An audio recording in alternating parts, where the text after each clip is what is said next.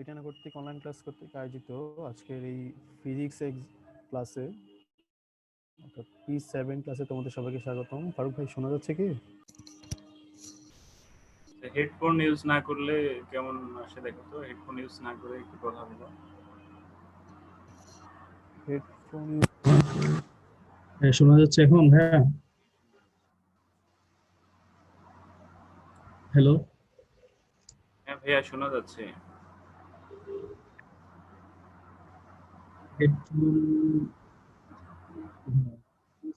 ভালো হয়। হ্যালো, হ্যাঁ হ্যাঁ, শোনা যাচ্ছে। শোনা যাচ্ছে, তবে একটু কম আর কি। যদি হেডফোন ইউজ না করো মনে হয় ভালো শোনা যাবে।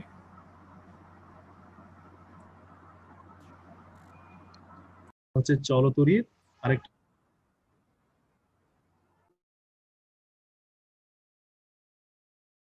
হচ্ছে তড়িৎ চুম্বক।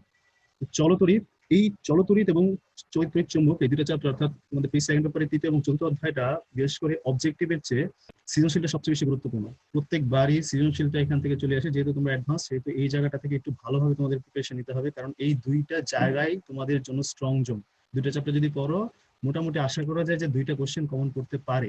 আমরা জানি যে স্থির তড়িৎ এবং চলতরিৎ থেকে একটা বা দুইটা আসে, চলতরিৎ থেকেই মেইনলি আসে, আর হচ্ছে তোমার চতুর্থ অধ্যায় এবং পঞ্চম অধ্যায় থেকে একটা আসে, ওইটাও মেনলি চতুর্থ অধ্যায় থেকে আসে।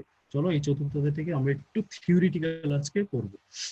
আসলে দেখি এই চ্যাপ্টার থেকে আমাদের কি কি পড়তে হবে। প্রথমে আগে আসলে দেখো,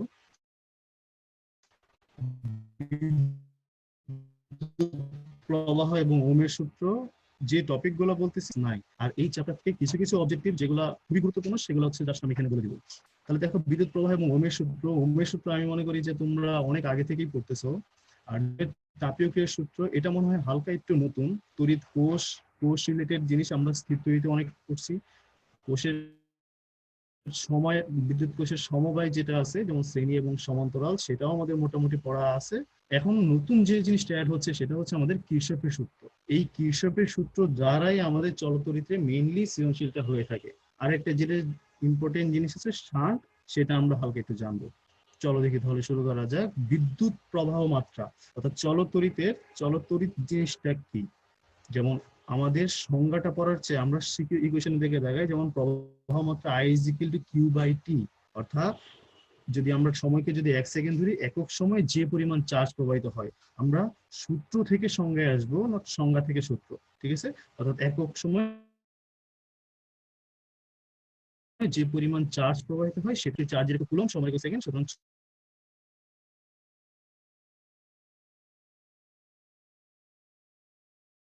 কুলম্ব পার সেকেন্ড। বা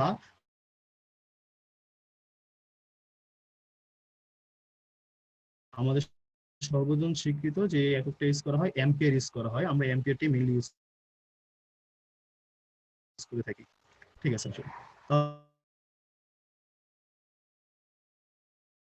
তাহলে এই যে তড়িৎটা চলার ক্ষেত্রে আমাদের প্রধান যে বাধা সেটা হচ্ছে রোধ। এই রোধ রিলেটেড তুমি জানতে হবে। যেমন রোধ মানে কি,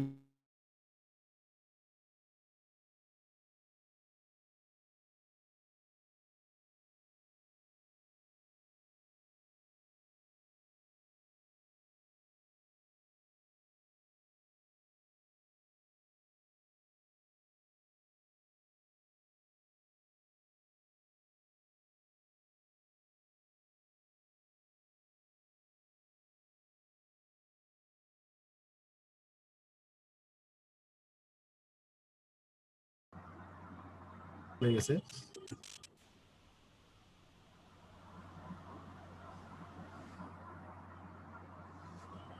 আচ্ছা ভাই, আমরা বিদ্যুৎ প্রবাহ এখান থেকে মনে হয় নেটওয়ার্ক একটু ঝামেলা হয়ে গেছিল, দুঃখিত, টেকনিক্যাল প্রবলেম।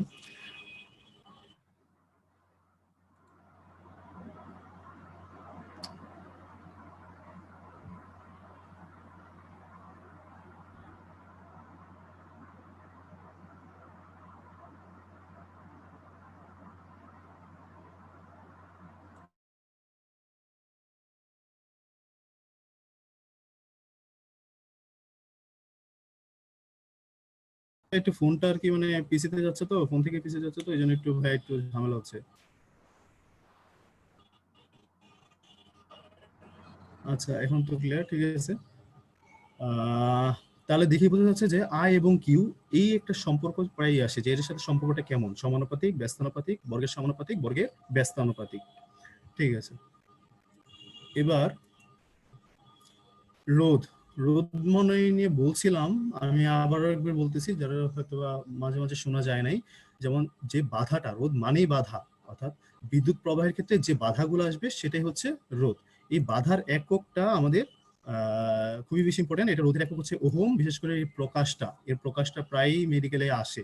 আর হচ্ছে রোধের প্রকাশের জন্য আমাদের যে একটা প্রধান একটা সূত্র আছে V is equal two IR, এটা মনে হয় তোমরা সবাই জানো।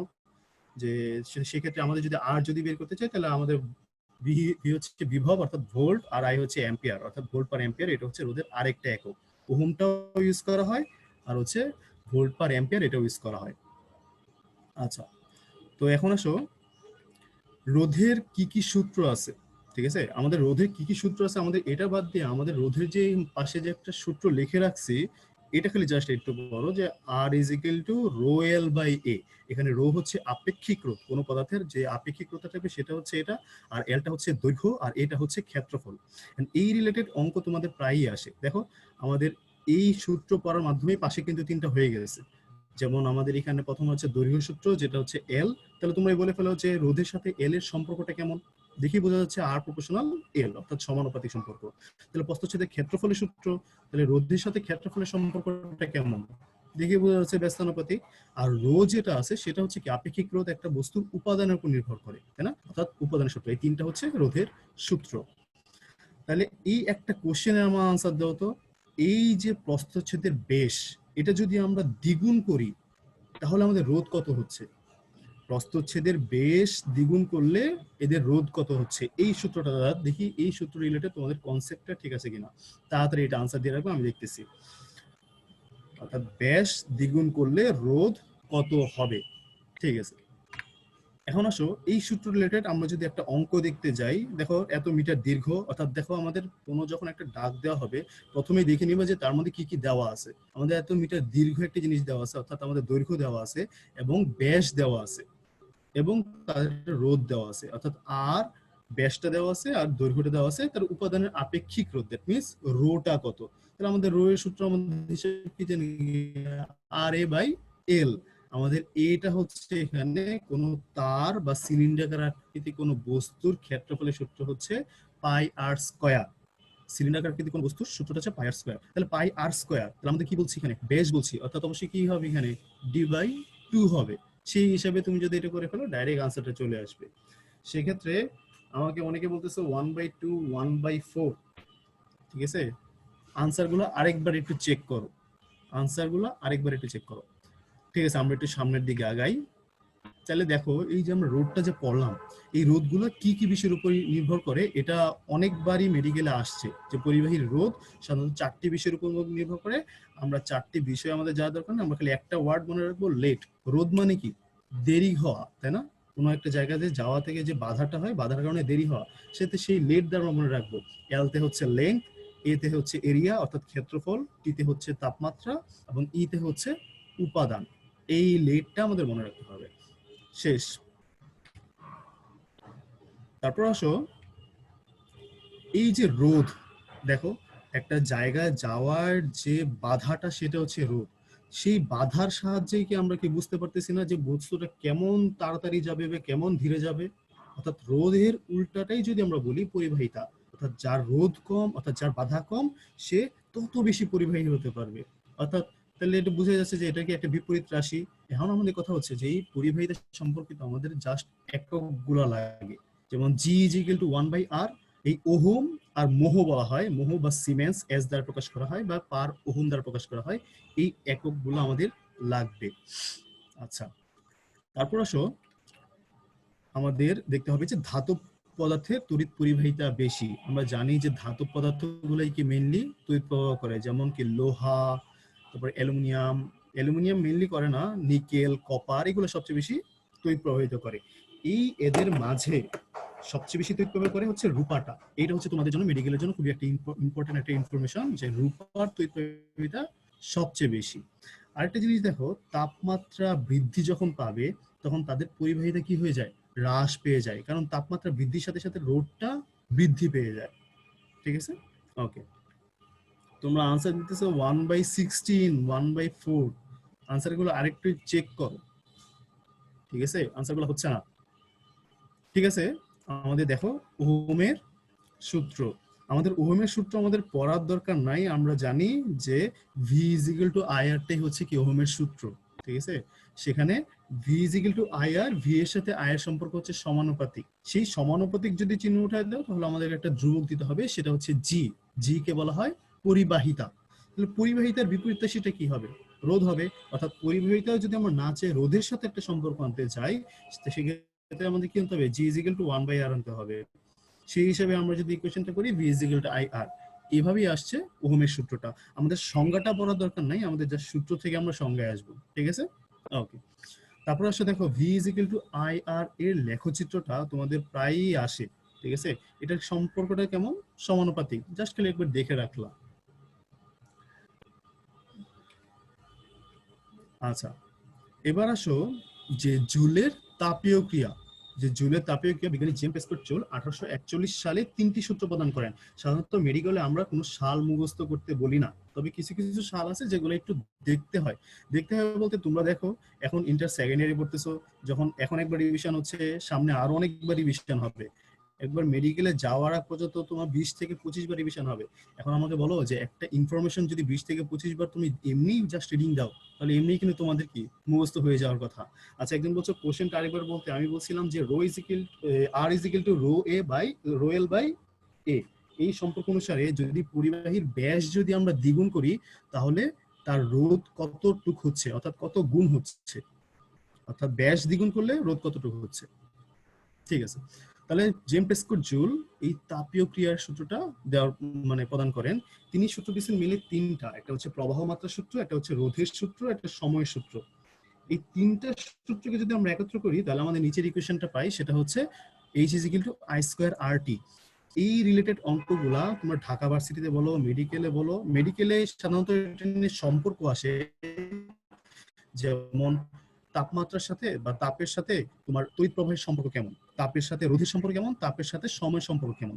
আমরা তিনটা একটু পরে আলাদা আলাদা ভাবে আবার জানবো। সেটা হচ্ছে তাহলে মেডিকেলে বাদ দিয়ে তোমার ইন্টারে বলো, ভার্সিটিতে বলো এবং ইভেন ইঞ্জিনিয়ারিং সাইটেও বলো, এই সূত্র রিলেটেড অনেক অনেক অঙ্ক আসে। এই সূত্র রিলেটেড মানে অনেক কোরিলেশন করা যায়। তো একটু আসো আমাদের এই তিনটা সূত্রটা একটু জেনে নিই ভালোভাবে, যে তিনটা সম্পর্কটা।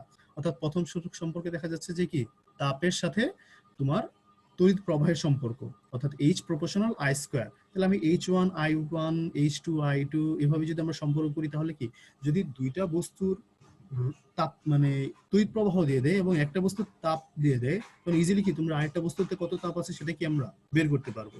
তারপর দেখো তাপের সাথে আবার রোধের সম্পর্ক, তাপের সাথে রোধের সম্পর্ক সমানুপাতিক, তিনটাই সমানুপাতিক, জাস্ট খালি ব্যতিক্রম হচ্ছে তড়িৎ প্রবাহটা, সেটা আমরা সূত্র থেকে জানতে পারতেছি H is equal two I square RT। অর্থাৎ এই তাপের সাথে তড়িৎ প্রবাহের সম্পর্কটা বর্গের সমানুপাতিক। ওকে, এবার আসো বৈদ্যুতিক শক্তি রিলেটেড জিনিস। বৈদ্যুতিক শক্তি জিনিসটা কি, শক্তি মানে কি, কোন ধরনের কাজ, তাই না? অর্থাৎ একটা জায়গা থেকে বা একটা যন্ত্র থেকে যে পরিমাণ চার্জ বা আধান দিলে সেই বস্তুটা যথাযথভাবে কাজ করবে সেটাই কি শক্তি। সেক্ষেত্রে আমাদের এখানে সূত্রটা মনে রাখতে হবে W is equal two VQ। তাহলে আমরা দেখো সূত্রের বিশ্লেষণটা আমাদের এখানে জানতে হবে, কারণ তোমাদেরকে সূত্র মুখস্থ করবে একটা, কিন্তু অনুপাত্য দেওয়া থাকবে আরো অনেকগুলা, সেগুলো থেকে তোমাদেরকে কি মানে যথার্থ যে আনসারটা দরকার সেটা তোমাদেরকে নিয়ে আসতে হবে। অর্থাৎ আমাদের W is equal two V কি, আমরা জানি V ইজ ইকুয়াল টু কি IR, এবং Q ইজ ইকুয়াল টু কি জানি আইটি জানি। Q is equal to IT তোমরা অনেক জায়গায় পড়ছো, যেমন তড়িৎ রসায়নে কেমিস্ট্রি সেকেন্ড ইয়ারে তড়িৎ রসায়নে তোমরা এটা পড়বা, Q is equal to IT, অথবা সিস তৈরিতে আমাদের পড়া হয়েছিল। ঠিক আছে, তাহলে আমাদের V ইজ ইকুয়াল টু আমাদের সূত্র হচ্ছে IR আর Q is equal to IT. তাহলে এই দুটো যদি আমরা একসাথে করি তাহলে কি আসতেছে, I স্কয়ার RT আসতেছে। ঠিক আছে, তারপর দেখো আমরা যদি এটাকে আরেকটু বিশ্লেষণ করি, আই স্কোয়ার আর টি কে আমরা I square R whole square R square মানে অর্থাৎ আই স্কোয়ার আর স্কোয়ার করলাম, তাহলে ভি, এই V is equal to I এর সূত্রটা আমরা এই জায়গায় বসিয়ে দিয়ে আমরা বিভবের সাথে কাজের একটা সম্পর্ক স্থাপন করতে পারি। এখন কথা হচ্ছে যে আমাদের সূত্র এখানে পাইলাম তিনটা, অর্থাৎ W is equal to V Q, W is equal to VIT, আর V square is W is equal to V square T by R. এখন তোমার কথা হচ্ছে তো তোমার উপাত্ত যেটাই দেওয়া থাকে তুমি সেটা থেকে কি কাজটা বের করতে পারবা। তাহলে আমাদের কাজটা কি, অর্থাৎ শক্তির এককটাই এখানে। শক্তি আর আমাদের কাজ আমরা কিন্তু জানি একই, গতিশক্তি ইজ ইকুয়াল টু কৃত কাজ, এই একটা কথা তুমি অনেক আগে পড়ছো। তাহলে এককটা কি আসে আমাদের কাজের একক আমরা জানি জুল। যদি আমরা জুল বাদ দিয়ে অন্য কোনো একক চাই, যেমন আমরা বলতে পারি যে W is equal to VIT, বিভবের একক কি ভোল্ট, তড়িৎ প্রবাহের একক অ্যাম্পিয়ার, সময়ের টি হচ্ছে সময়। তাহলে আমাদের কথা হচ্ছে এভাবে আমরা যদি করি তাহলে 1 ভোল্ট অ্যাম্পিয়ার সেকেন্ড।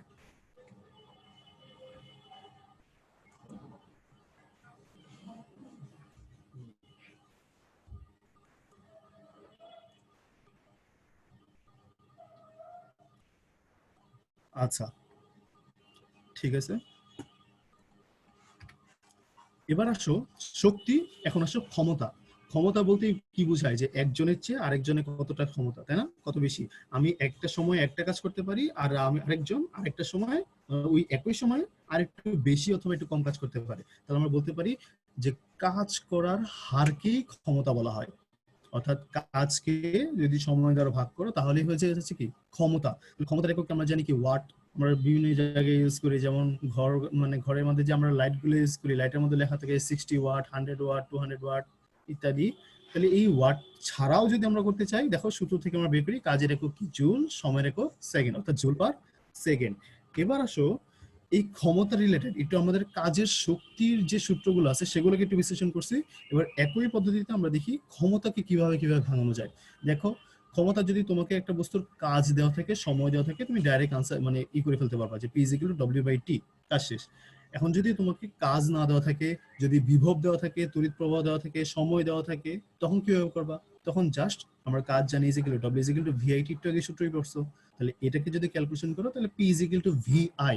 তোমাদের বইয়ে একটা এক্সাম্পল আছে, একটা ক্রেনকে উঠাতে এত মিটার পার সেকেন্ড বেগ দরকার হয়, এখানে ভিটা কিন্তু এখানে বেগ, ঠিক আছে, সরি ভিটা তো ভোল্ট, মানে ক্রেনকে উঠাতে তোমার এত বেগের প্রয়োজন পড়লে সেই বেগের সাথে এটা সম্পর্কটা কেমন, ঠিক আছে, এই রিলেটেড একটা কোশ্চেন আছে, একটু দেখে নিও। আচ্ছা, তারপরে ক্ষমতাকে যদি আরো একটু বিশ্লেষণ করো, তোমাদের একটু আগে আমাদের W is equal to VIT সূত্রটাকে এখানে বসাইছি। আমাদের ডব্লিউ তো আরো সূত্র আছে, যেমন I square R T, V square T by R, এই সূত্রগুলো যদি বসাই তাহলেও আমাদের ক্ষমতাটা পাওয়া যাবে। আচ্ছা, মাত্র একজন আমাকে এখানে কারেক্ট আনসার দিতে পারছে, যে আমি কি আনসারটা বলে দিব না একটু রাখবো? আচ্ছা আরো কিছুক্ষণ রাখি তারপর বলে দিচ্ছি, ঠিক আছে। তারপর আসো আমাদের এই জায়গায় একটা জিনিস দেখো, যেমন নিচের চিত্রে 7 ওহম রোধে 1 মাসে কত ইউনিট বিদ্যুৎ শক্তি ব্যয় হবে। এই একটা কোশ্চেন দ্বারা আমরা এই রিলেটেড যে কোশ্চেন গুলা হয়, সাধারণত সৃজনশীলটাই হয় এখানে, এই সৃজনশীলটা আমরা একটু বোঝার চেষ্টা করি। দেখো যে এই যে চিত্রটা আছে, এই চিত্র দিয়ে তোমাদের দুই ধরনের কোশ্চেন আসতে পারে। একটা হচ্ছে তোমার অ্যাডমিশনে, সেটা মেডিকেল অ্যাডমিশনে তোমাদেরকে এত জটিল দিবে না, সহজ দিয়ে দিবে। যেমন এখানে 5 ohm, 3 ohm, 10 ohm, 4 ohm, 7 ohm বাদ দিয়ে তোমাদেরকে জাস্ট খালি সবগুলো 1 ওহম দিয়ে দিবে, বলে দিবে বর্তনীটির তুলরোধ কত। ইজিলি তুলরোধ কিন্তু কি বের করা যাবে। এখন আসো এই 7 ওহম রোধে কত ইউনিট বিদ্যুৎ শক্তি ব্যয় হবে, এই কোশ্চেন গুলা আর একটু পেঁচায় আসে। যেমন যদি বলে যে একটি বাসায় 12 ওয়াটের একটি বাল্ব এত ঘন্টা চালানো হচ্ছে, মাসে যদি 15 দিন চালানো হয় তাহলে তার শক্তি কত আসতেছে। আমাদের শক্তির সূত্রটাই হচ্ছে একমাত্র কি একই, যেমন P is equal to W by T. আমাদের কি এখানে পিটা বের করতে হবে, তাই না? তাহলে এই পিটা বের করার জন্য আমাদের যা দরকার তাই বের করতে হবে। যেমন আমাদের এখানে দেখো, এখানে যদি টোটাল টুকের কাজ করতে চাই, আমাদের পি ইজ ইকুয়াল টু কি জানি, আই স্কোয়ার আর টি, এই সূত্রটা আমরা বের করছিলাম। বা তোমার হ্যাঁ, P is equal to I square R T, যখন এই সূত্রটা আমরা যখন একটু আগে যে বের করছিলাম, সেখান থেকে আমাদের এই টোটালের তড়িৎ প্রবাহটা বের করতে হবে। তড়িৎ প্রবাহ বের করতে হলে আমাদের তুল্যরোধটা বের করতে হবে। তুল্যরোধ বের করে তোমার বলে দিছে যে এক মাসে কিন্তু, ঠিক আছে, 1 মাসে 30 দিন কাজ ধরে সেটাকে সেকেন্ড এনে তারপর তোমাদের কি মানগুলো বসাই দিলে জাস্ট আনসার চলে আসবে, ঠিক আছে। এটা হচ্ছে তোমার এই জায়গাটা। আরো হচ্ছে এখান থেকে আমাদের যে ইনফরমেশন গুলো জানা থাকতে হবে সেটা হচ্ছে এক অশ্ব ক্ষমতা সমান 746 watt, very very very important. ঠিক আছে, যে 1 ওয়াট সমান বা 1 হর্স পাওয়ার বা 1 এইচপি সমান কত ওয়াট। 1 কিলোওয়াট ঘন্টা সমান স্বাভাবিকভাবে জানো যে 1000 ওয়াট। আমরা যদি এটাকে আরেকটু বিশ্লেষণ করি, 1 ওয়াট ঘন্টা সমান 1 ওয়াট ইনটু 1 ঘন্টা। এখন ওয়াটকে আমরা বিশ্লেষণ করলে আমরা জানি কি ওয়াট মানে কি ক্ষমতা, P. P is equal to W by T, অর্থাৎ কি ডব্লিউ কি কাজ, কাজ জুল, অর্থাৎ 1 জুল বাই সেকেন্ড। আর 1 ঘন্টা সমান 3600 সেকেন্ড। তাহলে আমরা যদি বলতে চাই যে 1 ওয়াট ঘন্টা সমান 3600 জুল। ওকে, এখন তোমাদের এই হচ্ছে ইম্পর্টেন্ট যে বোর্ড অফ ট্রেড ইউনিট, এটা সাধারণত কোন এককটাকে ইউজ করা হয়? সাধারণত ওয়াট ঘন্টাকে বোর্ড অফ ট্রেড ইউনিট হিসেবে ইউজ করা হয়। ওকে,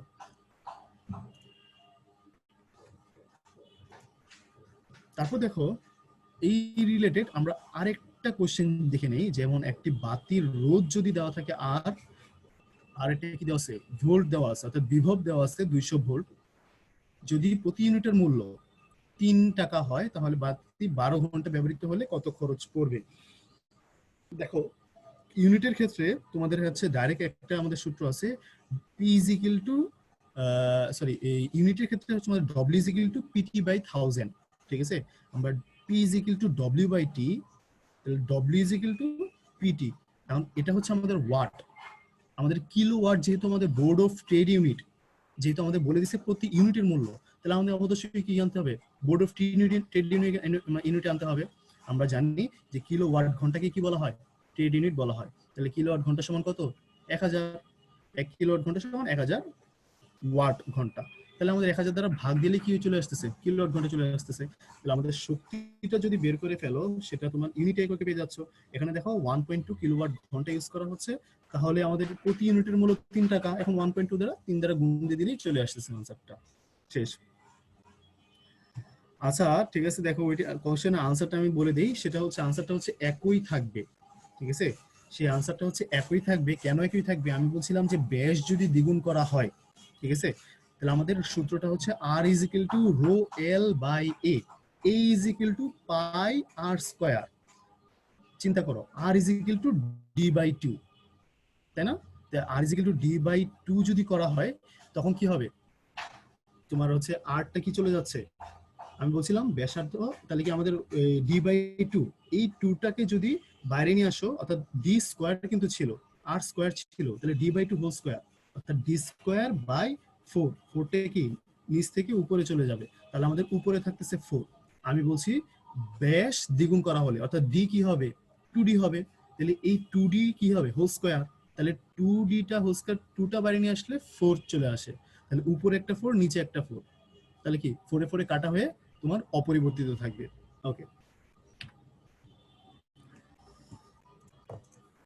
তারপর দেখো এই যে সেম একই জিনিস, এই জায়গাটা একটু তোমাদের বুঝতে হবে। এটা হচ্ছে তোমাদের কোরিলেশন জিনিসটা। ঠিক আছে, যেমন 50 ওহমের রোধ আমাদের এখানে দেওয়া আছে কি কি, দেখো আই দেওয়া আছে, আর দেওয়া আছে, টি দেওয়া আছে, তাই না? তাহলে আই আর টি দ্বারা দেওয়া থাকলে আমাদের কোন সূত্রটা মাথায় আসে, যেমন H is equal to I square R T. তাহলে আমাদের এখানে বলছে যে কতটুক পানি, অর্থাৎ কি দরকার, কতটুক একটা অ্যামাউন্ট দরকার, অর্থাৎ একটা ভর দরকার। আমরা একটা সূত্র পড়ছিলাম যে H is equal to M S del theta. এমটা হচ্ছে এখানে ভর, এসটা হচ্ছে পানির আপেক্ষিক গুরুত্ব, আরেকটা হচ্ছে ডেল থিটা হচ্ছে তাপমাত্রা পরিবর্তন। যেহেতু 0 থেকে 100 ডিগ্রি সেলসিয়াস তাপমাত্রায় পৌঁছাবে, তাহলে তাপমাত্রা পরিবর্তন কত, 100। তাহলে ডেল থিটাটা আমরা পেয়ে গেলাম। আর এসটা হচ্ছে আমরা পানির ক্ষেত্রে জানি যে পানির ক্ষেত্রে এসটা হচ্ছে 4200। তোমাদের এখানে জানতে হবে যে পানির আপেক্ষিক গুরুত্ব কত এবং তার এককটা কি, joule per kg per kelvin. Must be, মনে রাখতেই হবে এটা।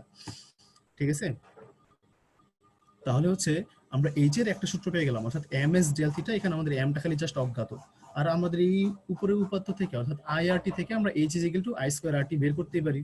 তাহলে আমি বলতে পারি না এই 20000 ইজ ইকুয়াল টু কি এম এস ডেল থিটা, সেখান থেকে আমরা ইজিলি এম বের করে ফেলতে পারি না, শেষ। এই রিলেটেড কিছু অঙ্ক তোমাদের সৃজনশীলে চলে আসে।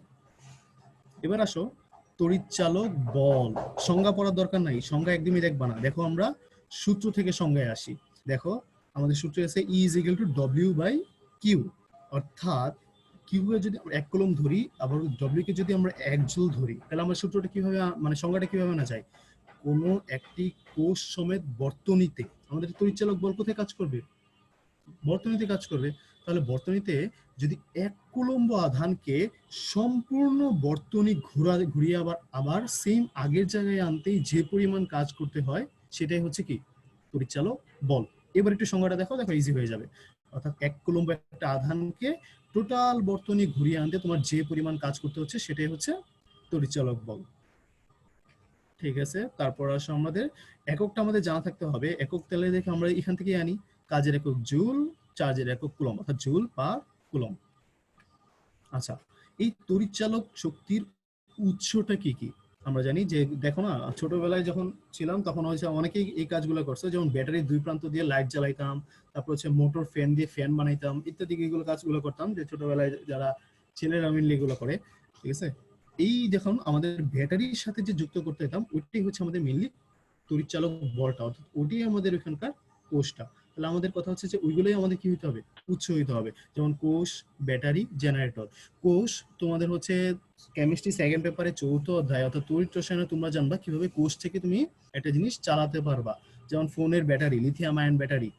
তারপর হচ্ছে ব্যাটারি, গ্রামে গঞ্জে কিন্তু এখনো দেখবা যে তারা কিন্তু কি, যেখানে কারেন্ট নাই তারা কিন্তু এখন বড় বড় ব্যাটারি দিয়ে টিভি, ফ্রিজ এগুলো চালায়। আর জেনারেটর, এগুলো কারেন্ট না চলে গেলে আমাদের জেনারেটর লাগে, তার মানে এগুলো কি আমাদের উৎস। তো আমাদের এখানে আমাদের একটা সূত্রটা লাগবে, সেটা হচ্ছে মনে রাখবা তড়িৎচালক বল আর বিভব প্রায় একই জিনিস, অর্থাৎ V is equal to I R এবং E is equal to I R একই জিনিস। খালি E is equal to I R এ তোমার অর্থাৎ তড়িৎচালক বলে এক্সট্রা একটা জিনিস থাকে, সেটা হচ্ছে অভ্যন্তরীণ রোধ। অর্থাৎ দেখো তুমি একটা জিনিসকে, একটা চার্জকে টোটাল একটা কোষে চালনা করতেছো, তাহলে অবশ্যই কি কোষের চলার, কোষের তো নিজেরও তো একটা বাধা আছে, তাই না? তোমাকে অবশ্যই কি করতে হবে, সেই বাধাটা অতিক্রম করতে হবে। অর্থাৎ সেই বাধাটা অতিক্রম করে যে পরিমাণ বিভবটা পাবা সেটাই হচ্ছে V is equal to I R, অর্থাৎ ওই ভিটা সে হচ্ছে সেটা, অর্থাৎ ওই বাধাটা ছাড়া। আর তড়িৎচালক বলটা হচ্ছে ওই বাধাটা সহ। এই বাধাটাকে আমরা কি বলা হয় যে অপচয়কারী বা নষ্ট ভোল্ট বলা হয়।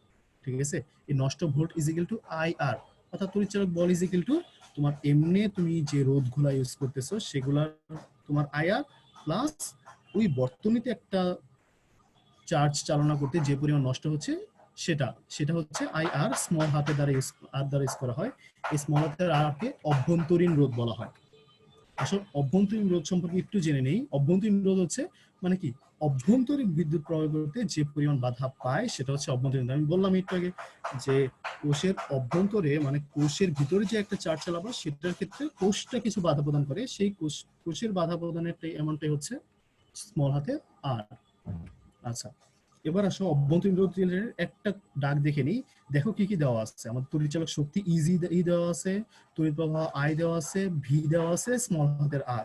আমাদের সূত্রটাকে দেখলাম যে E is equal to I R plus I small হাতের আর। সেখান থেকে কি আমরা ইজিলি আর এর সূত্রটা বের করে আনতে পারবো।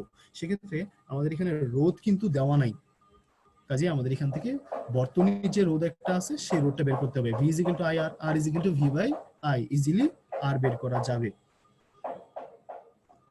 আচ্ছা, অপচয় বা নষ্ট ভোল্ট আমি একটু আগে বলছিলাম যে E is equal to I R plus I small হাতের আর, সেই আই স্মল হাতের আর হচ্ছে নষ্ট ভোল্ট, অর্থাৎ এটা আমাদের টোটাল টুক নষ্ট হয়ে যাচ্ছে V is equal to I R. আর তড়িৎচালক বল থেকে যদি আমরা এই বড় হাতের আই আর বড় হাতের আরটা যদি আমরা বাদ দিই তাহলে কি আমাদের এটা ছোট হাতের আই আরটা পাচ্ছি। এই ক্ষেত্রে বলতে পারি কি আমরা যে তড়িৎচালক বলের মধ্যে এক্সট্রা আছে নষ্ট ভোল্ট, আর বিভবের মধ্যে নষ্ট ভোল্টটা নাই। অর্থাৎ কি হবে, তড়িৎচালক বলটা কি বিভবের চেয়ে কি বেশি। আচ্ছা আচ্ছা, এবার আসো তোমাদের এই চ্যাপ্টারের মেইন যে ইম্পর্টেন্ট টপিক সেটা হচ্ছে কির্চফের সূত্র। একটু মনোযোগ দিবা, কির্চফের সূত্রটা বেসিক যে জিনিসগুলো আছে সেগুলো আমি একটু বোঝানোর চেষ্টা করব, বেসিকটা এখানেই ক্লিয়ার হয়ে যাবে। দেখো কির্চফ সাধারণত দুইটা সূত্র দিছে, ঠিক আছে। কির্চফের প্রথম সূত্র দেখো, প্রথম সূত্রের আরো কিছু নাম আছে, যেমন প্রথম সূত্র বা কারেন্ট সূত্র বা জাংশন উপপাদ্য, এই তিনটা হচ্ছে প্রথম সূত্রের আরেক নাম। আমি আগে বলছিলাম যে তোমরা একটু কোশ্চেন বানানো শিখবা, যেমন একটা জায়গায় যদি তিনটা জিনিস দেওয়া থাকে ইজিলি কিন্তু আরেকটা জিনিস কিন্তু এনে কি একটা সুন্দর একটা অবজেক্টিভ বানায় ফেলা যায়। দেখো প্রথম সূত্র বা কারেন্ট সূত্র বা জাংশন উপপাদ্য, আরেকটা নিচ থেকে যদি নিয়ে এসেছি যে লুপ উপপাদ্য, নিচের কোনটি কির্চফের সূত্রের ক্ষেত্রে সঠিক নয়। ওরা কিন্তু বলে দিবে সঠিক নয়, ওরা এইভাবে স্পেসিফিক ভাবে বলে দিবে না যে কির্চফের প্রথম সূত্রের ক্ষেত্রে সঠিক নয়। ঠিক আছে, তোমাকে এটা বুঝে নিতে হবে যে তিনটা একই দিকে আছে আর একটা বিপরীত দিকে আছে, একটু বুঝে নিবা। তাহলে দেখো প্রথম সূত্র বা জাংশন উপপাদ্য, দেখো ও বিন্দুতে সবগুলো মিলিত হয়েছে, আমাদের লেখাগুলো পড়ার দরকার নাই, জাস্ট একটা জিনিস দেখো আমরা একই দিকে কতটুকু যাচ্ছি। আর দেখো আমরা একটা যদি একটা বক্স ধরি, বক্সে তুমি ইনপুট দিচ্ছ অনেকগুলো, ঠিক আছে, ইনপুট অনেকগুলো আসতেছে, আউটপুট ধরো সাপোজ দুইটা জায়গা দিয়ে যাচ্ছে, তাহলে আমি কি বলতে পারি, সবগুলা ইনপুটের যোগফল ইজিক্যাল টু যতগুলো দুইটা আউটপুট হচ্ছে সেটা। সেম একই জায়গায় ও হচ্ছে বক্স, সেই জায়গাটায় দেখো কোথা থেকে আসতেছে, আমরা এখানে ইজিলি দেখতে পাচ্ছি যে I1 ওতে আসতেছে, I3 ওতে আসতেছে, I4 ওতে আসতেছে, তাই না? তাহলে আমাদের তিনটা জিনিস একই দিকে আসতেছে, তাহলে বের হয়ে যাচ্ছে কোনটা কোনটা, দেখো I2 বের হয়ে যাচ্ছে এবং I5 বের হয়ে যাচ্ছে। তাহলে আমরা ইজিলি বলতে পারি যে I1 is equal I1 plus I3 plus I4 plus is equal two I2 plus I5। এটা হচ্ছে কৃষকের প্রথম সূত্র। অর্থাৎ তোমার টোটাল টুক যতটুক আসতেছে এবং যতটুক বের হচ্ছে তার যদি যোগ করা হয়, তা সেগুলো যদি অর্থাৎ যতটুকু আসতেছে প্লাস যতটুকু বের হচ্ছে সেগুলো যদি যোগ করা হয় তাহলে টোটালটুকু শূন্য আসবে।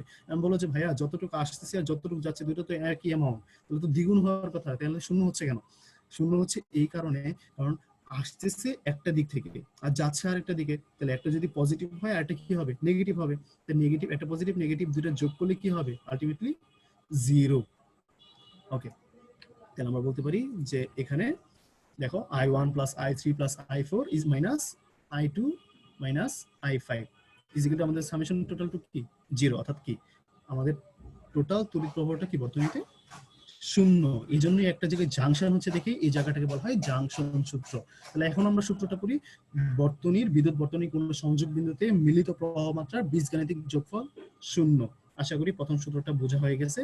এই সূত্রকে কাজে লাগিয়ে আমাদের অনেকগুলো কাজ করতে হবে, এটা থেকে অনেক এক্সট্রিম হাই লেভেলে যাওয়া যায়, কিন্তু আমাদের এক্সট্রিম হাই লেভেল সবাই পড়তে পারবেও না। যারা আগ্রহ আছে একটু ভালোভাবে দেখে নিও, ইসাক স্যারের বই এটা নিয়ে অনেক ডিটেলস আছে।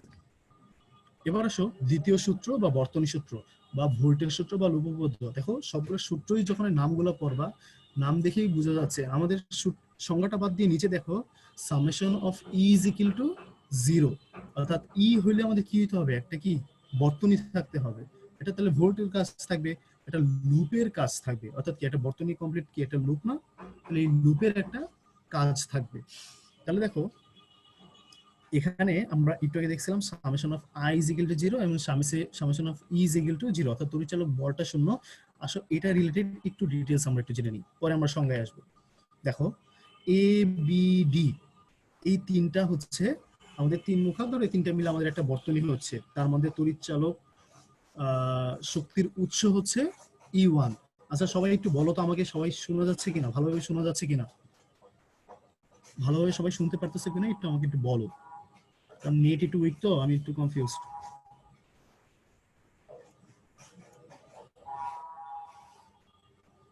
আচ্ছা শোনা যাচ্ছে, কারো কোনো বুঝতে কি সমস্যা হচ্ছে কি? এই পর্যন্ত যতটুকু বুঝাইছি এতে বুঝতে কারো সমস্যা হচ্ছে? আচ্ছা ঠিক আছে, শোনা যাচ্ছে তাহলে ঠিক আছে। তাহলে আমরা এই জায়গাটায় সবাই একটু মনোযোগ দাও। দেখো এ বি ডি এর মধ্যে আমাদের উৎস কয়টা আছে, আমরা একটু আগে পড়ছিলাম যে তড়িৎচালক। আচ্ছা আমাকে বলে ফেলো তো যে তড়িৎচালক শক্তি, তড়িৎচালক শক্তির উৎস কয়টা ছিল? আমাদের তিনটা উৎস ছিল, তিনটা উৎসের নামগুলো লিখে ফেলো দেখি। ঠিক আছে, তিনটা উৎসের নামটা বলে ফেলো। দেখো তোমরা বলতে থাকো, আমরা এই জায়গাটা একটু বোঝাতে থাকি। দেখো এখানে উৎস ইউজ করা হচ্ছে দুইটা। দেখো এই জায়গাটা যদি একটু কনসেপ্টটা ক্লিয়ার রাখো তাহলে আমাদের পরের অনেকগুলা অঙ্ক করতে এবং বুঝতে সুবিধা হবে। মেইনলি তো করবা তো তোমরাই, কারণ একটা এই টপিক থেকে অনেক অনেক সিস্টেমের অনেক অনেক নিয়মের অঙ্ক করা যায়, ঠিক আছে? সেই অঙ্কগুলো তোমাদেরকে একটু মনোযোগ দিয়ে দেখতে হবে। আমি খালি জাস্ট তোমাদেরকে বেসিকটা একটু দেওয়ার চেষ্টা করতেছি। তাহলে দেখো এই জায়গাটায় উৎস আছে দুইটা, একটা E1 এবং E2। তাহলে আমাদের কথা হচ্ছে যে এখানে আমাদের লুপের একটা বিষয় আছে, এই লুপ রিলেটেড অনেক সিউচিয়াল কোশ্চেন আসে। দেখো লুপটা কোন দিকে, এ থেকে বিতে যাচ্ছে, তাই না? এ থেকে বিতে যাচ্ছে। দেখো বি থেকে কিন্তু আবার এতে আসতেছে না, কারণ অলরেডি এ থেকে বিতে যাচ্ছে। কেন, কিভাবে বুঝবা যে বি থেকে এতে আসতেছে না? দেখো তড়িৎচালক শক্তি E1 এ পজিটিভ, পজিটিভ প্রান্তটা এবং E2 এর পজিটিভ প্রান্তটা দুইটা কিন্তু কি একই দিকে আছে, তাই না? তাহলে পজিটিভ পজিটিভ কি কখনো আকর্ষণ করবে? অবশ্যই না, অবশ্যই বিকর্ষণ করবে। অর্থাৎ বি যদি এ থেকে যাইতেও চায়, যাইতে পারবে না, কারণ হচ্ছে সেই জায়গাটায় পজিটিভ চার্জ আছে।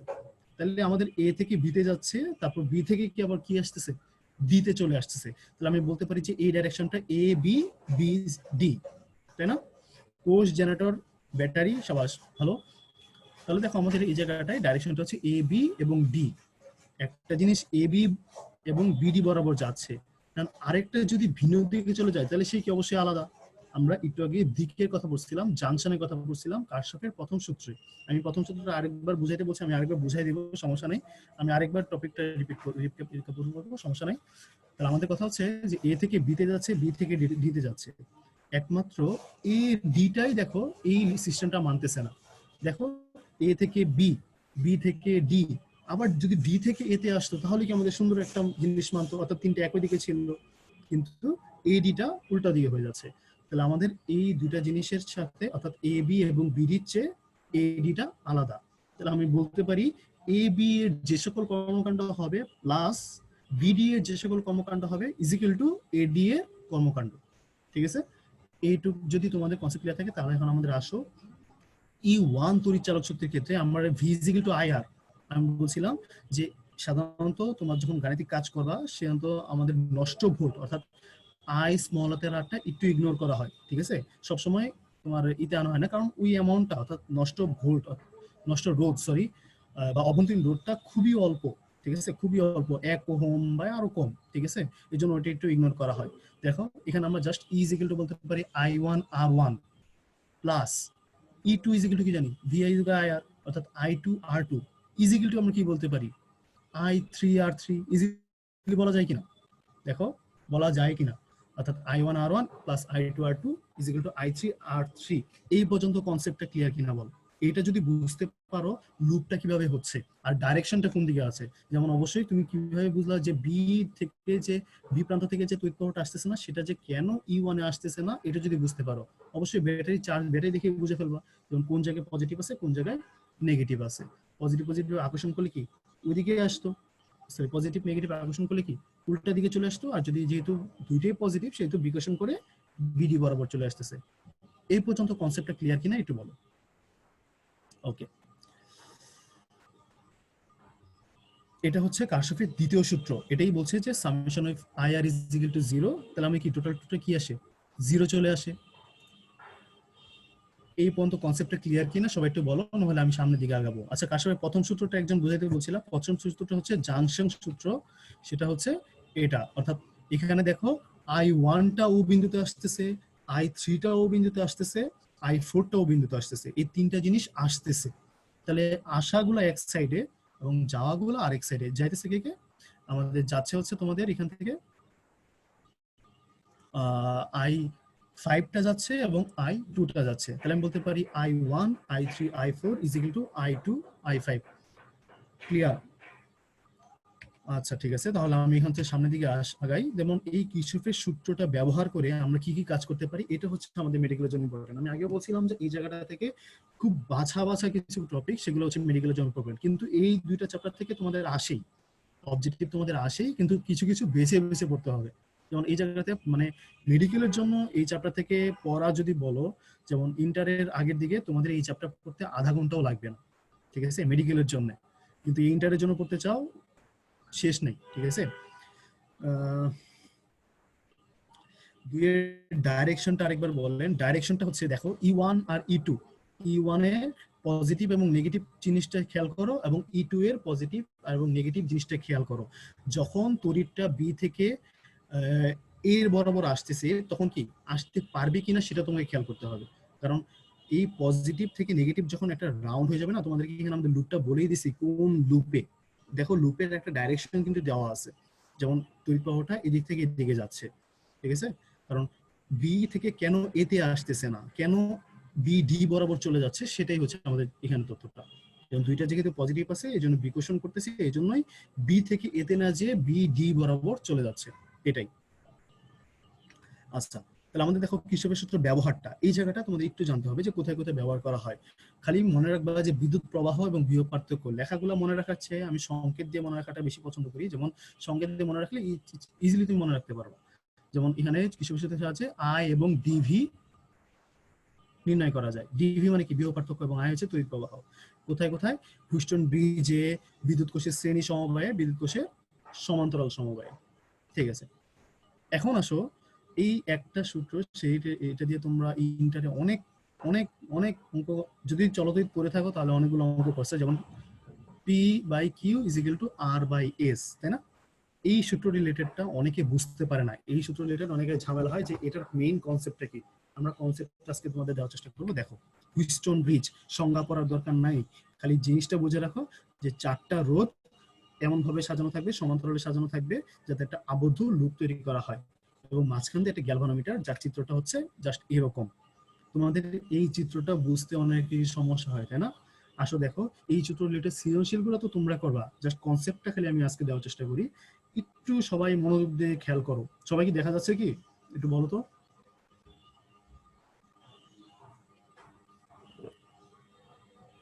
সবাই দেখা দেখা যাচ্ছে? আচ্ছা, দেখা যাচ্ছে। একটু এখন মনোযোগ দাও, এই জায়গাটা অনেকেরই বুঝতে সমস্যা হয়, অনেকে আবার ভালোভাবে বুঝেও না, বলে যে এই জায়গাটা অনেক কঠিন, বাদ দিয়ে যাই। ঠিক আছে, দেখো, আজকের পর থেকে এটা আর বাদ দিতে হবে না। এখন কনসেপ্টটা যদি তোমাদের ক্লিয়ার থাকে, সৃজনশীল তেমনি ক্লিয়ার করতে পারবা। দেখো, আমরা এই জায়গাটা, এটা হচ্ছে একটা হুইস্টন ব্রিজ, আমরা একটু আগে সংজ্ঞাটা পড়ছিলাম, চারটা রোধ থাকবে।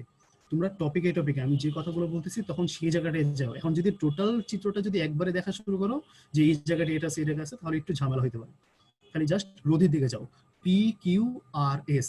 দেখো, পি এবং কিউ কিভাবে আছে, আর এবং এস কিভাবে আছে, পি কিউ শ্রেণীতে, আর এবং এস শ্রেণীতে। এই দুইটা পরস্পর কিভাবে আছে, সমান্তরালে। এদের মাঝখানে সি এবং এফ বিন্দুতে একটা গ্যালভানোমিটার ইউজ করা হচ্ছে। ঠিক আছে, সেই গ্যালভানোমিটারে হচ্ছে তড়িৎ প্রবাহ, রোধটা হচ্ছে জি, আর গ্যালভানোমিটারের বিদ্যুৎ মানে ভিতর দিয়ে তড়িৎ প্রবাহিত হচ্ছে আই জি। তাহলে আমাদের পি কে যদি আমি 1 ধরি, কিউ কে যদি 3 ধরি, আর কে যদি 2 ধরি, এবং জি কে যদি 4 ধরি, তাহলে আমাদের প্রত্যেকটা তড়িৎ প্রবাহ হচ্ছে I1, আর এ হচ্ছে I2, কিউ এ হচ্ছে I3, এস এ হচ্ছে I4। দেখো, এই দুইটা জিনিস অর্থাৎ পি কিউ এবং আর এস দুইটা পরস্পরের সমান্তরালে আছে। এই দুইটাকে আবার এ এবং ডি বিন্দুতে সংযুক্ত করে একটা তড়িৎ কোষের সাথে একটা তড়িৎ কোষটা ফিল আপ করা হয়েছে। আমরা এই জায়গাটায় কার্শফের যে বা কির্শফের যেটাই বলো, অনেক জায়গায় কার্শফ আছে, অনেক জায়গায় কির্শফ আছে, এই জায়গাটায় আমরা কির্শফের দুইটা সূত্রই প্রয়োগ করব। ঠিক আছে, এবার দেখো, খেয়াল করো একদম সি বিন্দুতে, সি বিন্দুতে কি ঘটতেছে।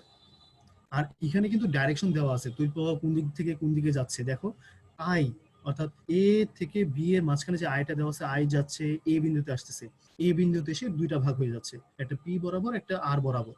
পি বরাবর ওই সেম তড়িৎ প্রবাহটাই হয় সি থেকে এফ বরাবর যাচ্ছে, খেয়াল করো, হয় সি থেকে এফ বরাবর যাচ্ছে, এবং সি থেকে ডি বরাবর যাচ্ছে। আমি হয় কেন বললাম সি থেকে এফ বরাবর, কারণ মাঝে মাঝে এই সি থেকে এফ বরাবর যায়ও না।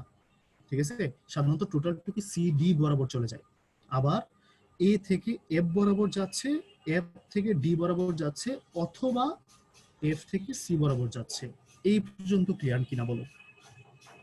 অর্থাৎ আমাদের ডাইরেকশনটা খালি দেখলাম, তড়িৎ প্রবাহ কোথা থেকে কোথায় যাচ্ছে। যেমন আইটা এ বিন্দুতে আসতেছে, এ থেকে সি, আবার এ থেকে এফ, এফ থেকে ডি, সি থেকে ডি। এই পর্যন্ত ক্লিয়ার কিনা বলো? আচ্ছা, এবার তাহলে আমরা তোমার সি এবং এফ বিন্দুতে আমরা কার্শফের প্রথম সূত্রটা অ্যাপ্লাই করব। ঠিক আছে, দেখো খেয়াল করো, একটা জিনিস মনে রাখবা, যেমন দেখো যে তোমার তড়িৎ প্রবাহটা কোন দিক থেকে কোন দিকে যাচ্ছে, একটা ডাইরেকশন, অর্থাৎ সি থেকে এফ এ বরাবর একটা ডাইরেকশন আছে কিন্তু। ঠিক আছে, সি থেকে এফ বরাবর আমরা মনে করি সি বিন্দুতে কার্শফের যে প্রথম সূত্রটা আছে সেটা আমরা অ্যাপ্লাই করব। I1 সি বিন্দুতে আসতেছে, I1 আসতেছে সি বিন্দুতে, আউটপুট কয়টা দিচ্ছে? দুইটা দিচ্ছে, একটা সি এফ বরাবর যাচ্ছে, একটা সি ডি বরাবর যাচ্ছে। বোঝা যাচ্ছে কিনা? এখন তুমি কিভাবে বুঝলা যে সি থেকে এফ বরাবর যাচ্ছে? ডাইরেকশনটা মনে রাখো, ডাইরেকশনটা একটু দেখো, ডাইরেকশনটা কিন্তু হাতের ডান দিকে দেওয়া আছে। কোনো জিনিস যদি আসে তাহলে ডান দিকে চলে যায়, আর যদি চলে যায় তাহলে বাম দিকে চলে যায়। কাটাটা, এই কাটার জিনিসটা একটু দেখবা, যখন একটা জিনিস আসতেছে তখন ডান দিকে থাকবে, আর যদি চলে যায় তখন বাম দিকে চলে যাবে। তাহলে আমাদের দেখো সি বিন্দুতে যদি কারশফের প্রথম সূত্রটা আমি অ্যাপ্লাই করি, তাহলে আমি দেখো বলতে পারতেছি I1 is equal to I3 plus IG, যেটা হচ্ছে আমাদের লেখা আছে প্রথমটা I1 is equal to I3 plus IG, C বিন্দুতে আমরা অ্যাপ্লাই করলাম। ঠিক আছে, একই জিনিস আমরা এফ বিন্দুতে অ্যাপ্লাই করি। সি থেকে এফ বরাবর একটা তড়িৎ প্রবাহ আসতেছে, এ থেকে এফ বরাবর একটা তড়িৎ প্রবাহ আসতেছে, এই দুইটা মিলে এফ থেকে I4টা বের হয়ে যাচ্ছে, ঠিক না? তাহলে আমাদের এই জায়গাটায় হচ্ছে IG plus I2 is equal two I4। এইটুকু বুঝা গেছে কিনা বলো? সি এবং এফ বিন্দুতে আমরা কারশফের প্রথম সূত্রটা অ্যাপ্লাই করলাম। এই দুইটা জিনিসের ডাইরেকশনটা বুঝতে পারছো কিনা আমাকে একটু বলো সবাই, তাহলে আমি সামনের দিকে আগাবো।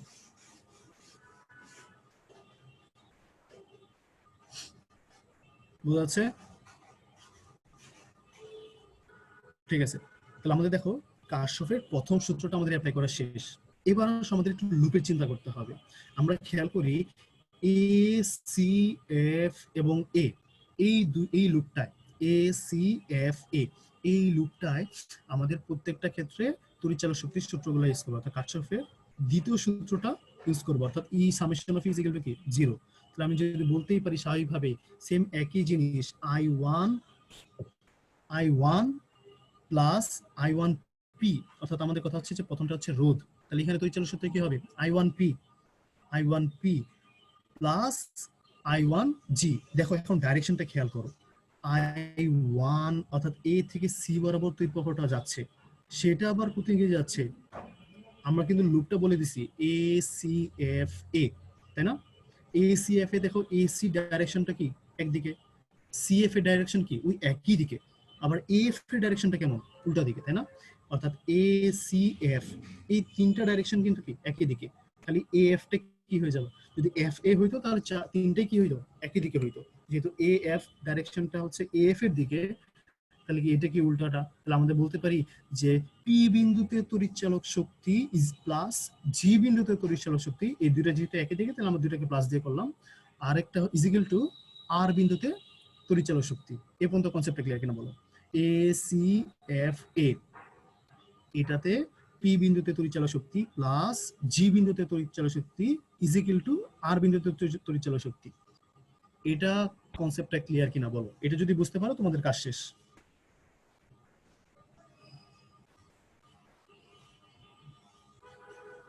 বোঝা যাচ্ছে? সবাই একটু রেসপন্স করো। যেমন এ সি এফ এ এ তোমরা ডাইরেকশনটা বুঝতে পারছো কিনা? আচ্ছা দেখো আমি আরেকবার বলছি, একজন বললো যে বুঝো নাই, তাহলে আমি আরেকবার বলি। দেখো এ সি এফ এ, এই লুপে চিন্তা করো, বাকি সবকিছু নাই মনে করো। এ সি এফ এ, একটু ভালোই খেয়াল করো, এ সি এফ এ তে এ থেকে সি বরাবর তড়িৎ প্রবাহ যাচ্ছে, সি থেকে এফ বরাবর তড়িৎ প্রবাহটা যাচ্ছে, আবার কি এফ থেকে কি এ বরাবর তড়িৎ প্রবাহটা যাচ্ছে কি না, কিন্তু ওইটা ওই ক্ষেত্রে কি হচ্ছে এ থেকে এফ বরাবর যাচ্ছে, অর্থাৎ কি এফ এ বরাবরের ডাইরেকশনটা কি আগের দুটো চেয়ে একটু ভিন্ন, অর্থাৎ এসি এবং সিএফ এর চেয়ে ডাইরেকশনটা ভিন্ন। আমরা একটু আগে দেখছিলাম যে ডাইরেকশন ভিন্ন হলে কি হবে, মানে যেগুলো এক হবে সেটা একদিকে, অর্থাৎ মনে করো যে এসি আর সিএফ হচ্ছে ইনপুট আর এ এফ হচ্ছে আউটপুট, তাহলে আমরা কি বলতে পারি এসি অর্থাৎ এসি বিন্দুতে তড়িৎচালক শক্তি প্লাস সিএফ বিন্দুতে তড়িৎচালক শক্তি ইজ ইকুয়াল টু এ বিন্দুতে তড়িৎচালক শক্তি। ঠিক আছে, তাহলে আমাদের এটাই যদি এখন এইটুকু যদি লুপটা বুঝে যাও তাহলে কাজ শেষ আমাদের। তাহলে আমাদের দেখো পি বিন্দুতে তড়িৎচালক শক্তি কি, আমাদের এই জায়গাটা তড়িৎচালক শক্তি সূত্রটা বসায় দাও, ই ইজ ইকুয়াল টু আই আর সূত্র, আই কি I1P, জাস্ট খালি বসায় দিবা এখন। ঠিক আছে, এই লুপে জাস্ট মানগুলো বসাই দিবা, অর্থাৎ পি বিন্দুতে তড়িৎচালক শক্তি প্লাস জি বিন্দুতে তড়িৎচালক শক্তি ইজ ইকুয়াল টু আর বিন্দুতে তড়িৎচালক শক্তি, মানটা বসাই দিলে তোমাদের কাজ শেষ। দেখো এটা প্রথম লাইনে আমাদের লেখা আছে। এবার আসো পরের আরেকটা লুপে, সি ডি এফ সি। আমরা একটা লুপ নিয়ে কাজ করলাম একটু আগে, এখন আরেকটা লুপে কাজ করি, সেম একই জিনিস সি ডি এফ সি। দেখো ডাইরেকশনটা দেখো, সি থেকে ডি বরাবর যাচ্ছে, তাই না? আবার কোন দিকে যাচ্ছে, সি থেকে ডি বরাবর, সি থেকে এফ বরাবর, এফ থেকে ডি বরাবর। খেয়াল করো সি ডি এফ সি, আমরা যদি এই সি ডি এফ সি না বলে সি এফ ডি সি বলি, তাহলে দেখো কি আসে, সি থেকে এফ বরাবর তড়িৎ প্রবাহ যাচ্ছে, আবার এফ থেকে ডি বরাবর তড়িৎ প্রবাহ যাচ্ছে, দেখো নিচ থেকে যে এদিকে যাচ্ছে, তেমন কি একটা সেম ডাইরেকশনে আছে, তাই না? আরেকটা কি দিকে যাচ্ছে, যদি ডি সি বরাবর যাইতো তাহলে আমাদের কি সেম ডাইরেকশন ছিল, তাহলে এখানে কোনটা আছে সিডি বরাবর, তাহলে এখানে সিডি বরাবর হচ্ছে অপোজিট ডাইরেকশন। তাহলে আমাদের এখানে বলতে পারি জি বিন্দুতে এক প্লাস এস বিন্দুতে ইজিক্যাল টু কিউ বিন্দু, জি বিন্দু প্লাস এস বিন্দু ইজিক্যাল টু কিউ বিন্দু, কারণ কিউ বিন্দু ডাইরেকশনটা অপোজিট, কারণ সি থেকে জি বিন্দু এফ বিন্দুতে যাচ্ছে, এফ থেকে ডি বিন্দুতে যাচ্ছে, তাহলে ডাইরেকশন থেকে একই দিকে যাচ্ছে। তাহলে আবার ডি থেকে যদি সি তে যাইতো তাহলে কি ছিল, একরকম ছিল। এখন এখানে তোমাদের সি থেকে অপোজিট দিকে গেছে দেখে তোমাদের এটা ভিন্ন। এইটুক পর্যন্ত বুঝা গেছে কিনা বলো, এই লুপের ডাইরেকশন বুঝা গেছে কিনা বলো একটু সবাই, এই লুপের ডাইরেকশন বুঝা গেছে কিনা সবাই একটু বলো।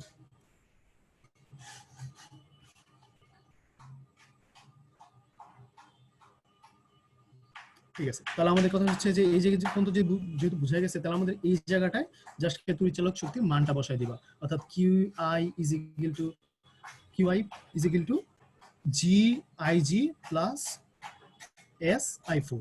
ঠিক আছে, এই পর্যন্ত ক্লিয়ার। তাহলে আমাদের এই পর্যন্ত বুঝে যাও, তাহলে আমাদের কাজ শেষ। তাহলে আমাদের এই দুটো হচ্ছে ইকুয়েশন।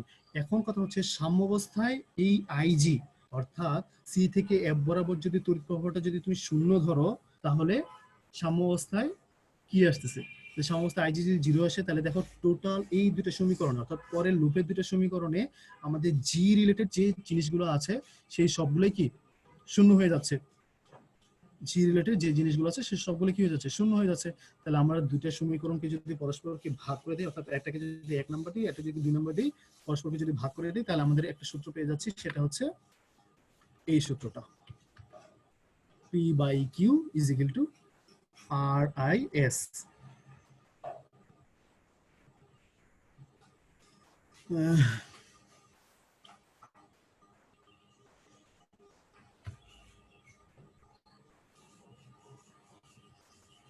আচ্ছা ঠিক আছে, একজন কোশ্চেন করছো যে তোমার লুপটাকে ডি বা এফ দ্বারা স্টার্ট করলাম না, কেন কেন স্টার্ট করবা তুমি আপু? কারণ কথা হচ্ছে যে তোমার একটা তড়িৎচালক শক্তিতে তোমার ডাইরেকশনটা সবচেয়ে বেশি ইম্পর্টেন্ট, সেখানে তোমাদের এ এবং ডি বিন্দুটাই হচ্ছে তোমার ব্যাটারির সাথে সংযুক্ত, তোমার এফটা কিন্তু ডি কিন্তু সংযুক্ত কিন্তু এফ কিন্তু সংযুক্ত না। ঠিক আছে, এফ জাস্ট খালি একটা এখানে সাপ্লাই, মেইন সংযুক্ত হচ্ছে এ এবং ডি বিন্দুতে, সেজন্য আমাদের এ ডি বরাবরই আমাদের চিন্তা করতে হবে। ঠিক আছে, আরেকটা কথা হচ্ছে যে সিডি বরাবর হচ্ছে আমাদের এখানে, সিডি বরাবরটা আমরা এখানে এই কারণে নিলাম কারণ এই জায়গাটা আমাদের গ্যালভানোমিটারটা সংযুক্ত। ঠিক আছে, ওকে।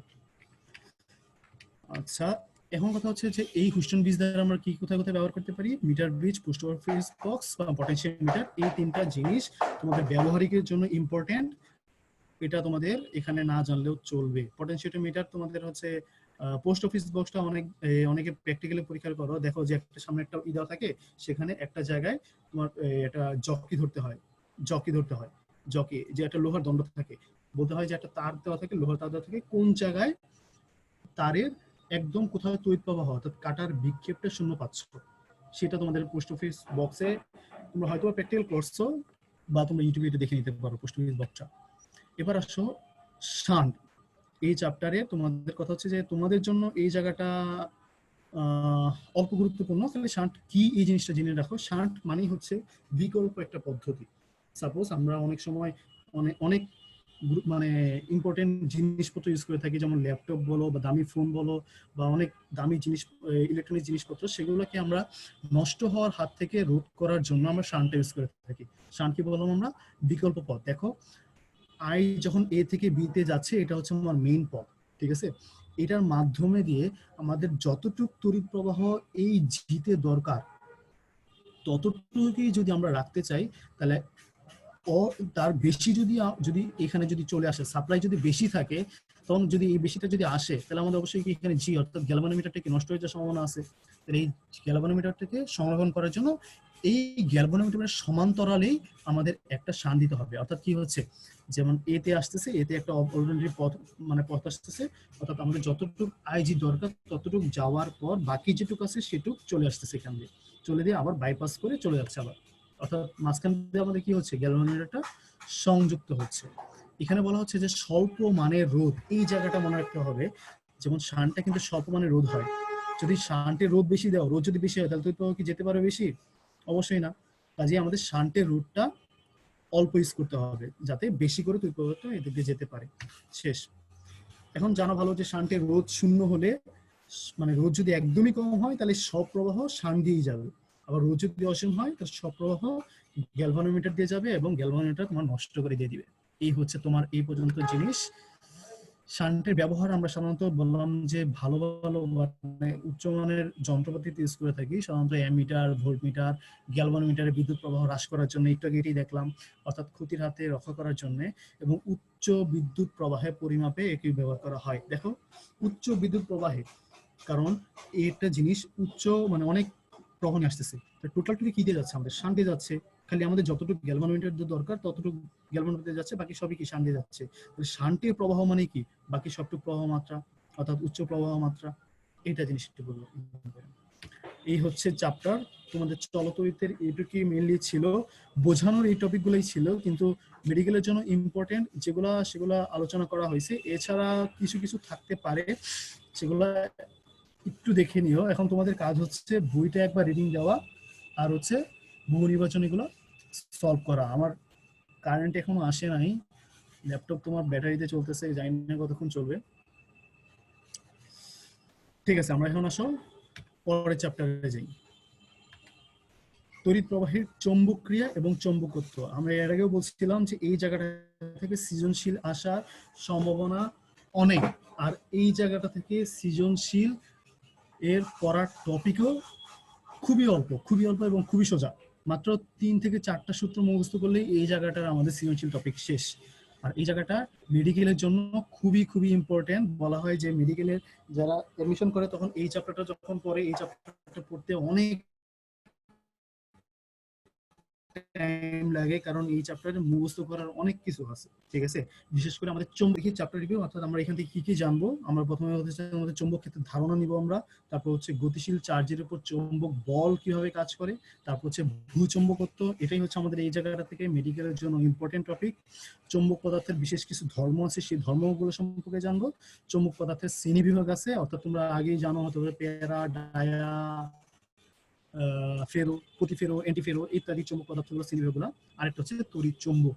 ঠিক আছে, এই টপিকগুলো আমরা এখান থেকে জানবো। আসো, বিদ্যুৎ প্রবাহের চৌম্বক ক্রিয়া ওয়েস্টেড আবিষ্কার করেন। আমি এর আগে বলছিলাম সব সাল পড়তে হবে না, কিছু কিছু সাল।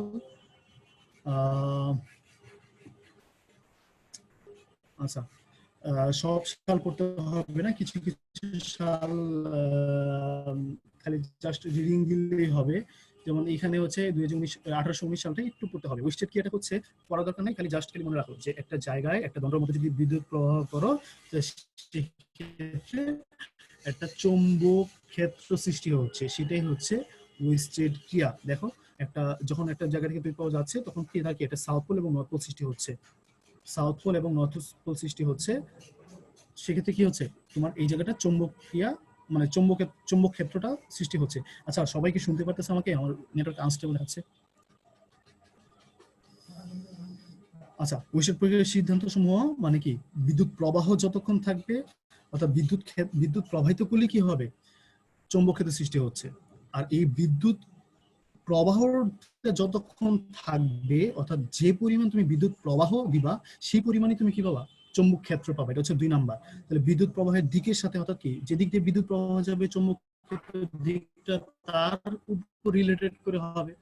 আর বিদ্যুৎ প্রবাহ যতক্ষণ থাকবে ততক্ষণ কি থাকবে, এই চৌম্বক ক্ষেত্রটাও থাকবে। ঠিক আছে, আচ্ছা দেখো কিছু কিছু দিক নির্ণয় পদ্ধতি আছে, যেমন চৌম্বক ক্ষেত্রে দিক নির্ণয় পদ্ধতি হচ্ছে ম্যাক্সওয়েলের কর্কস্ক্রু নিয়ম এবং ফ্লেমিং এর ডানহস্ত নিয়ম।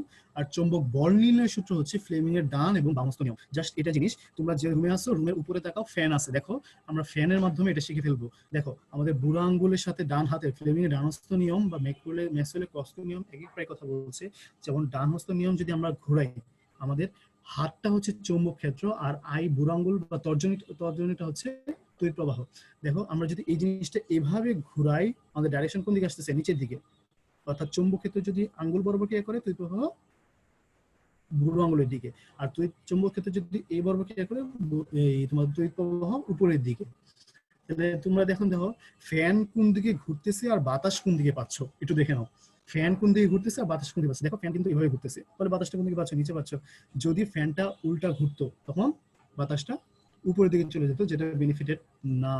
আশা আসলে বায়োট-স্যাভার্ট সূত্র, এই যে বললাম না এই চ্যাপ্টারে কয়েকটা সূত্র পড়লেই তোমাদের এখানে কাজ হয়ে যাচ্ছে। বায়োট-স্যাভার্ট সূত্র সম্পর্কে আমাদের খালি জাস্ট এই জায়গাটা পড়তে হবে। এই বায়োট-স্যাভার্ট সূত্র মানে কি, ভিটা হচ্ছে চৌম্বক ক্ষেত্র, ঠিক আছে, বা চৌম্বকত্ব বা চৌম্বক ঘনত্ব, অনেকগুলো নাম আছে এটা। এই ডিবি এর মানটা কিসের উপর নির্ভর করে সেটা তোমাদের বইয়ে